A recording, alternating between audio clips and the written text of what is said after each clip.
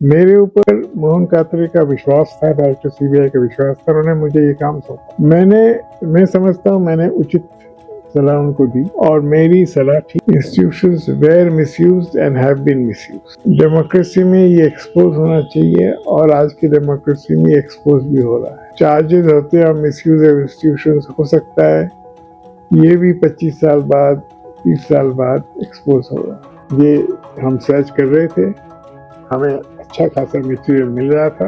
उसके बाद दिल्ली से आदेश आया कि आप सर्च बंद करिए और हमने सर्च बंद कर दिया। और जो भी रिकॉर्ड हमें मिला था proving violation of foreign exchange of Kamal Nath father's company, हमने वापस किया। अब चिट्ठी की एक कॉपी मेरे हेड ऑफिस भेज दिया और 2 कॉपी, एक मेरे ऑफिस फाइल में नहीं, एक मेरे पर्सनल फाइल। भूरेलाल दिल्ली आते ही वो चिट्ठी देखकर हमें दिल्ली बुलाया और कहा उस चिट्ठी के सारे कॉपी लेके आप दिल्ली पहुंचे।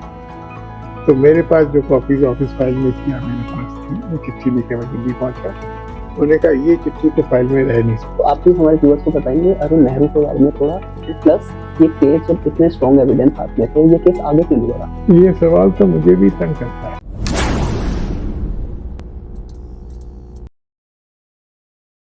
Good evening sir. सर, आज का जो केस हम आपसे डिस्कस करेंगे वो काफी ही ज्यादा एक इंटरेस्टिंग केस है। राजीव गांधी जी का टेन्योर चल रहा था एंड काफी ही मैं कहूँगा डिस्टर्बिंग टेन्योर था कि इतनी मेजोरिटी के साथ वो जीते थे। वीपी सिंह उनके खिलाफ हो गए थे, अरुण नेहरू उनके खिलाफ हो गए थे, काफी ही उनके जो साथ के फेलोज थे वो खिलाफ खड़े हो गए थे। तो ऐसे में हम अरुण शौरी का एक केस देखने को मिला जो कि इंडियन एक्सप्रेस में उस टाइम पे आया था। एंड आपका इन्वॉल्वमेंट इस केस में कैसा हुआ? क्योंकि 1988 में हमने जाना आपसे कि आप तो पंजाब सेल में देखते थे जो कि टेररिस्ट के केस देखा था।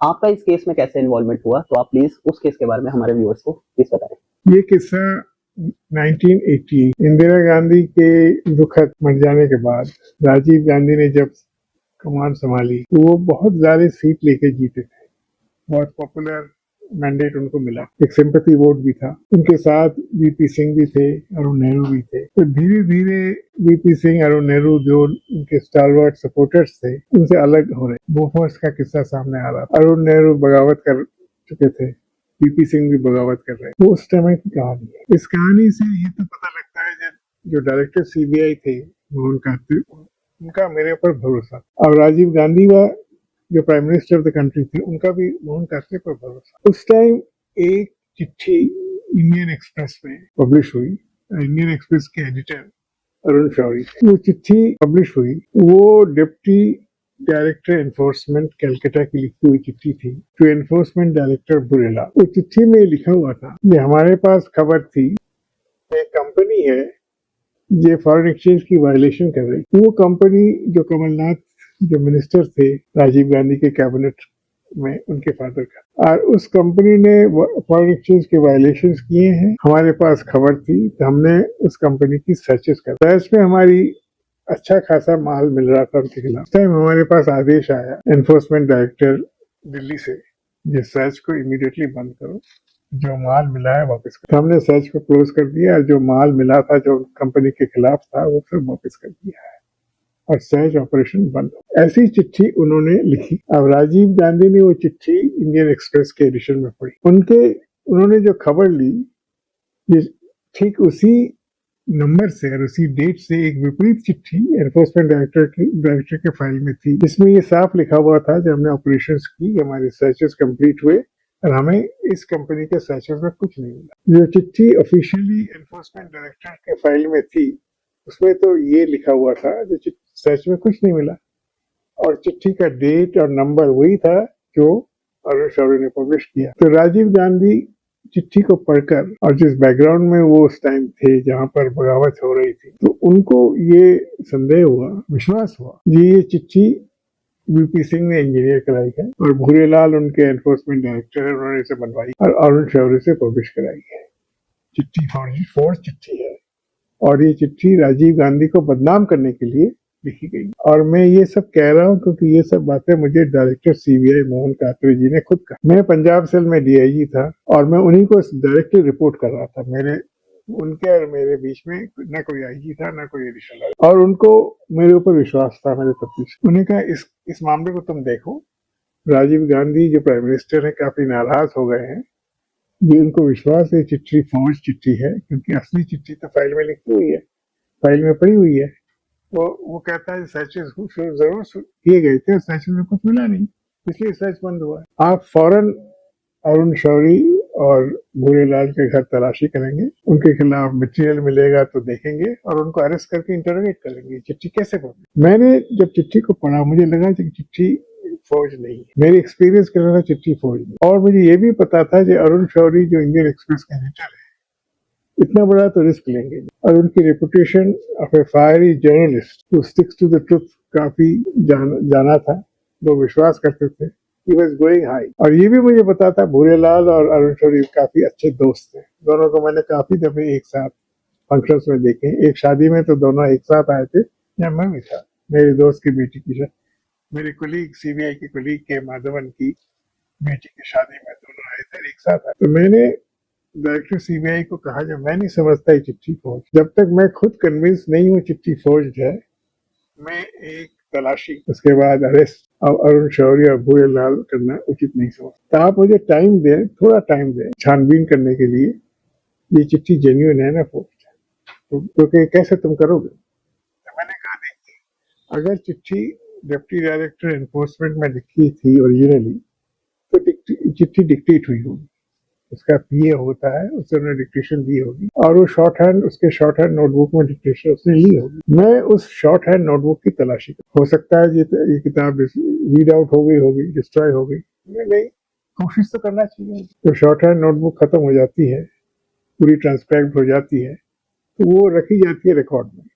2-3 साल बाद वो वीड आउट के डिस्ट्रॉय होती है। अभी टाइम नहीं हुआ उसका डिस्ट्रक्शन वीड आउट करने का ऑन रिकॉर्ड वाइज। तो मुझे कोशिश करने दीजिए पता लगाने के लिए कि ये चिट्ठी ओरिजिनली इश्यू हुई है कि नहीं हुई है। आप प्राइम मिनिस्टर से टाइम लीजिए। डायरेक्टर सीबीआई को मेरे ऊपर विश्वास था, मेरे जजमेंट पर विश्वास था, उन्होंने मेरी बात सुनी और वो प्राइम मिनिस्टर से मिले। अब प्राइम मिनिस्टर से मिलने के बाद उन्होंने मुझे इजाजत दी और टाइम दिया कि आपको 7 दिन का टाइम देते हैं, आप जो बात कह रहे हैं उसकी छानबीन करिए। तो मेरे एक अफसर थे, बहुत अच्छे अफसर थे, इंस्पेक्टर थे उस टाइम, AK औरी, उसको मैंने कलकत्ते भेजा और मैंने कहा, आप सारे short hand notebook of the assist PA, personal assistant of assist deputy director enforcement Calcutta का कलेक्ट करिए, जो भी आपको मिलेगा इस पीरियड का, और कोशिश करिए उनको ट्रांसक्राइब करने के लिए। हो सकता है ये चिट्ठी आपको रिकॉर्डेड मिल जाए। 4 दिन बाद उनका फोन आया मेरे पास, सर वो चिट्ठी मुझे मिल गई। जिस पीए ने चिट्ठी डिक्टेशन लिया था उसका स्टेटमेंट भी मेरे पास आ गया है, शॉर्ट हैंड नोटबुक भी मुझे मिल गया है, और ये चिट्ठी वाकई assistant deputy director enforcement Calcutta ने डिक्टेशन दी थी सर्च के बाद। वो उनसे मेरी बात भी हो गई है और उन्होंने साफ साफ कहा ये सर्च अच्छी तरह चल रही थी, हमें काफी मटेरियल मिल गया था जो एस्टेब्लिश करता था कि इस कंपनी ने फॉरेन एक्सचेंज वायलेशंस किए हैं। पर हमारे पास दिल्ली से ऑर्डर आया और मुझे बाद में पता लगा ये ऑर्डर्स अरुण नेहरू के कहने पर वो इशू हुए, और जो एनफोर्समेंट डायरेक्टर देखते थे उस टाइम, भूरेलाल नहीं थे दिल्ली में, जो देखते उनके आदेश आया कि आप फॉरेन सर्च बंद करिए और रिकॉर्ड वापस कर। हमने आदेश को माना और फिर हमने रिकॉर्ड में चिट्ठी लिख दी। ये हम सर्च कर रहे थे, हमें अच्छा खासा मटेरियल मिल रहा था, उसके बाद दिल्ली से आदेश आया कि आप सर्च बंद करिए, और हमने सर्च बंद कर दिया। और जो भी रिकॉर्ड हमें मिला था proving violation of foreign exchange of Kamal Nath father's company, हमने वापस कर। अब चिट्ठी की एक कॉपी मेरे हेड ऑफिस भेज दिया और 2 कॉपी, एक मेरे ऑफिस फाइल में नहीं, एक मेरे पर्सनल फाइल में। भूरेलाल दिल्ली आते ही वो चिट्ठी देखकर हमें दिल्ली बुलाया और कहा उस चिट्ठी के सारे कॉपीज लेके आप दिल्ली पहुंचे। तो मेरे पास जो कॉपीज ऑफिस फाइल में थी या मेरे पास थी, वो चिट्ठी लेके मैं दिल्ली पहुंचा। उन्होंने कहा ये चिट्ठी तो फाइल में रह नहीं सकती, आप फौरन इसी नंबर से इसी तारीख से दूसरी चिट्ठी लिखिए जिसमें आप कहेंगे जो हमारे सर्च शुरू हुए, इंफॉर्मेशन गलत थी, हमें सर्च में कुछ नहीं मिला, हमने सर्च बंद किया। और वो चिट्ठी डिक्टेशन नहीं हुई, वो सीधे दिल्ली में टाइपराइटर में भूरेलाल जी ने डिक्टेशन दिए, मैंने उस पर दस्तखत, और उसी नंबर से और उसी तारीख से चिट्ठी दिखाई गई इशू।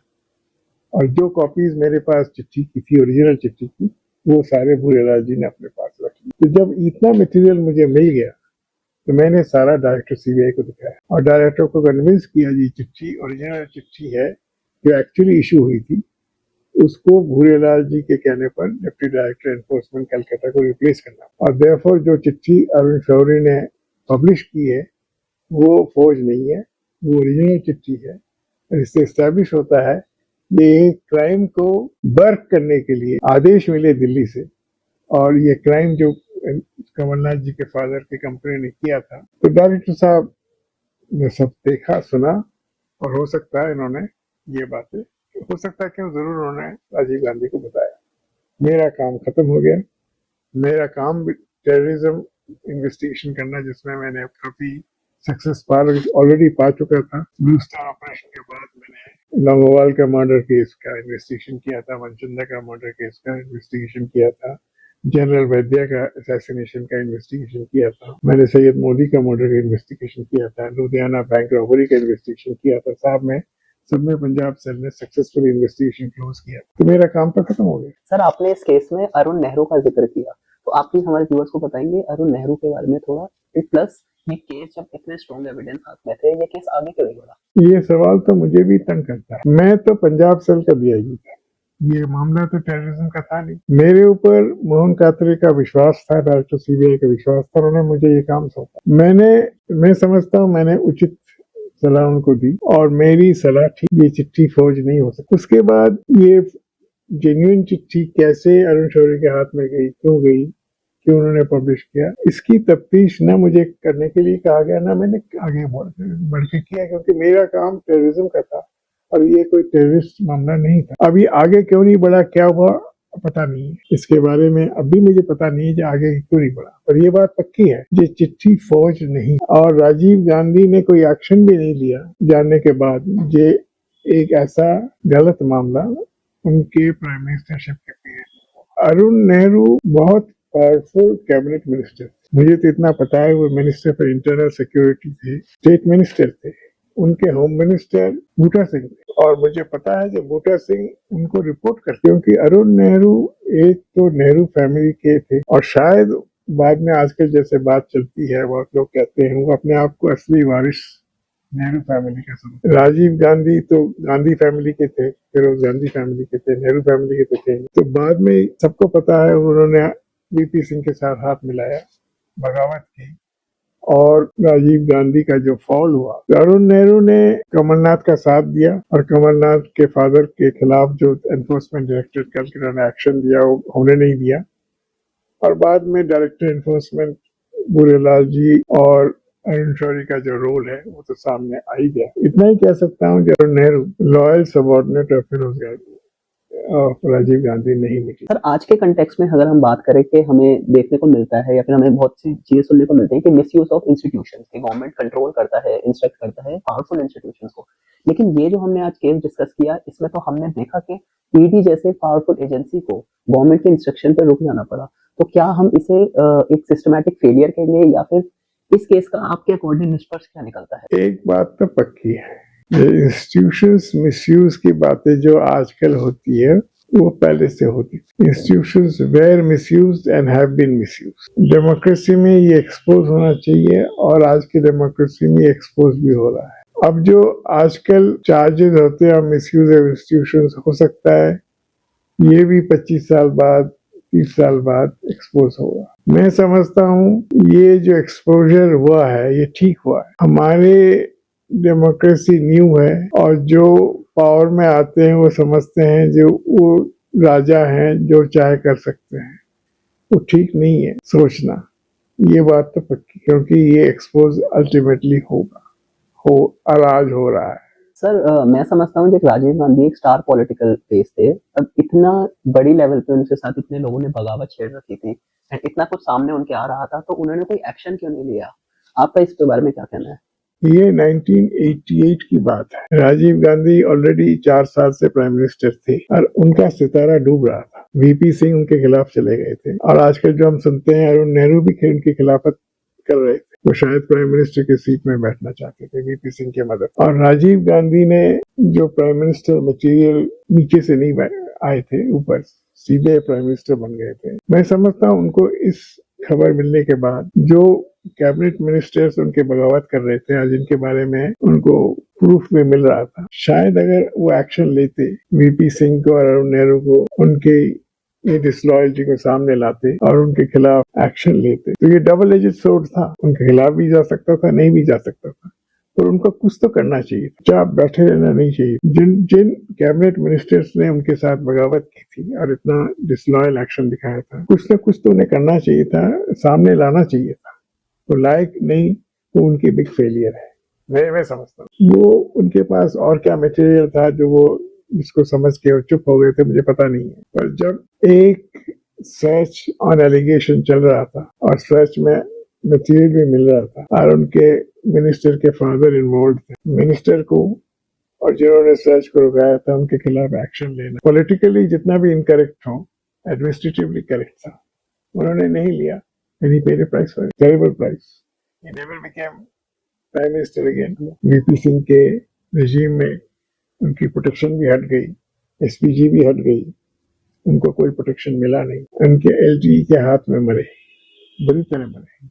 अनफॉर्चुनेटली बॉडी के टुकड़े टुकड़े हो गए। He paid a very heavy price. Sir earlier जितने भी हमें केसेस या स्कैम्स इंडियन नेशनल कांग्रेस के टेन्योर में देखने को मिले, क्या आप ऐसा मानते हैं कि उस चीज का इम्पैक्ट आज के टाइम पे कांग्रेस पे आ रहा है? एक इंग्लिश में कहावत है, नो फ्री लंचेस। जो आप बोगे उसका जवाब आपको मिलेगा। आपको इन पावर रहने से जो ठीक है, जो आपको करना है। मैं समझता हूँ ये खबर जब राजीव गांधी को मिल गई, उनको अपने कैबिनेट के मिनिस्टर्स जो डिसलॉयल थे या जो करप्ट थे उनके खिलाफ एक्शन लेते, तो पॉपुलैरिटी में उनका सर्ज। उस टाइम वो बोफोर्स के चार्जेस से फेस कर रहे थे, हो सकता है अपनी इक्वानिमिटी लूज कर गए और उन्होंने कोई एक्शन नहीं लिया। अब ये चिट्ठी क्यों पब्लिश है उसके बारे में उन्होंने कोई छानबीन नहीं करने के आदेश दिए, कोई छानबीन हुआ भी नहीं। तो ये Congress is paying heavy price today in सब कामों के लिए। Thank you so much sir, आज के इस एपिसोड में इंफॉर्मेटिव इनसाइट्स हमारे साथ शेयर करने के लिए thank you so much. Thank you.